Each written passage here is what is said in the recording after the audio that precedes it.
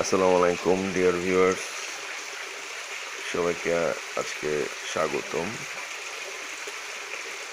এখন হচ্ছে সকাল ভোর 6টার মতো বাজে। তো আলহামদুলিল্লাহ আমার ট্যাঙ্কের পানি পরিষ্কার করছি বটম ক্লিন পদ্ধতিতে। আমার এখানে মোটামুটি 4টি ট্যাঙ্কি আছে, দেখতে পাচ্ছেন আপনারা। এটা হচ্ছে 1 নম্বর ট্যাঙ্কি, এটি হচ্ছে 2 নম্বর, এটি হচ্ছে 3 নম্বর এবং এটি হচ্ছে 4 নম্বর।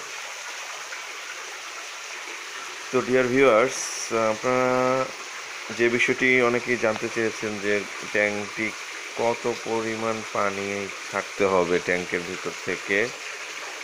আসলে এটা আপনারা বুঝতে পারবেন যখন আপনারা ফিল্ডে নামবেন, ঠিক আছে। পানি যদি পরিষ্কার থাকে তাহলে মাছের জন্য খুবই উপকারী হয়, মাছ ভালো থাকে, মাছ সুস্থ থাকে। আর পানি যদি খারাপ থাকে সেক্ষেত্রে মাছের জন্য খুবই অপকারী একটা জিনিস। যে জিনিসটি আপনাদের মাঝে শেয়ার করব সেটি হচ্ছে যে আপনারা পানিটা সবসময় পরিষ্কার রাখার চেষ্টা করবেন বটম ক্লিন পদ্ধতিতে। পানি যদি অলওয়েজ চেঞ্জ করেন তাহলে মাছ খুব ভালো থাকবে, মাছ সুস্থ থাকবে, মাছ দৌড়াদৌড়ি করবে। আপনারা দেখুন মাছ কি সুন্দর থাকে। আমার এখানে যদিও মাছ এখন আমি দেখাতে পারছি না আপনাদেরকে, পানি অনেক ভরা রয়েছে।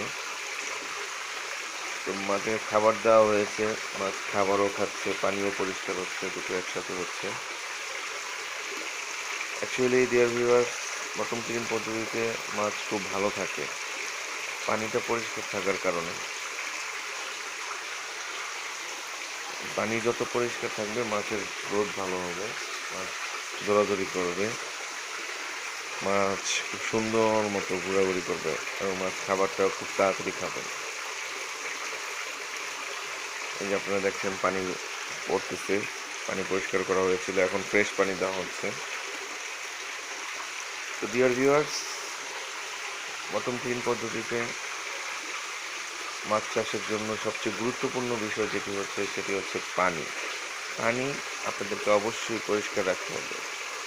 এটা যে কোনো পদ্ধতিতে হোক, আপনি বায়োফ্লক করেন, আরএস করেন, আপনি বটম ক্লিন করেন, পানিটা আপনার ক্লিয়ার রাখতে হবে। পানিতে যদি গ্যাস বেড়ে যায়, অ্যামোনিয়া বেড়ে যায়, সেক্ষেত্রে মাছ আপনার ভালো থাকবে না। আর সবচেয়ে বড় কথা হচ্ছে যেটি, মাছের গ্রোথ হবে না। মাছের গ্রোথ না হলে আপনি আশানুরূপ ফলও পাবেন না। কালকে আপনাদেরকে যে ভিডিওটি দেখিয়েছিলাম সেটির মধ্যে মাছের গ্রোথগুলো কীরকম হয়েছে আলহামদুলিল্লাহ সেগুলো দেখিয়েছিলাম। আর আমি একটি ভিডিও দেখাবো আপনাদের জন্য, যেটির মাধ্যমে আপনারা জানতে পারবেন যে আমার মাছের এখনকার বর্তমান পরিস্থিতি কী। আলহামদুলিল্লাহ মাছগুলো বড় হয়েছে। তো আজকে পানিটা পরিষ্কার করে ফেলেছি। আজকে ইচ্ছা ছিল যে মাছগুলো দেখাবো কতখানি বড় হয়েছে না।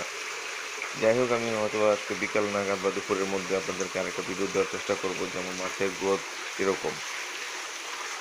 তো ডিয়ার ভিউয়ার্স, বটম ক্লিন পদ্ধতিতে যদি আপনার ট্যাঙ্কির গোলাকার করেন, সেজন্য আপনাদেরকে সবসময় খেয়াল রাখতে হবে ট্যাঙ্কের তলাটা কীরকম থাকে, ঠিক আছে। আয়তাকার করলেও আপনারা রাউন্ড আকারে করলে যেটা নিচ দিকে একটা তলা সিস্টেম করে দেবেন। আর সবাই আমার জন্য দোয়া করবেন, আমিও সবার জন্য দোয়া করি সবাই আত্মনির্ভরশীল হওয়ার চেষ্টা করে। ওকে ডিয়ার ভিউয়ার্স, সবাই ভালো থাকবেন।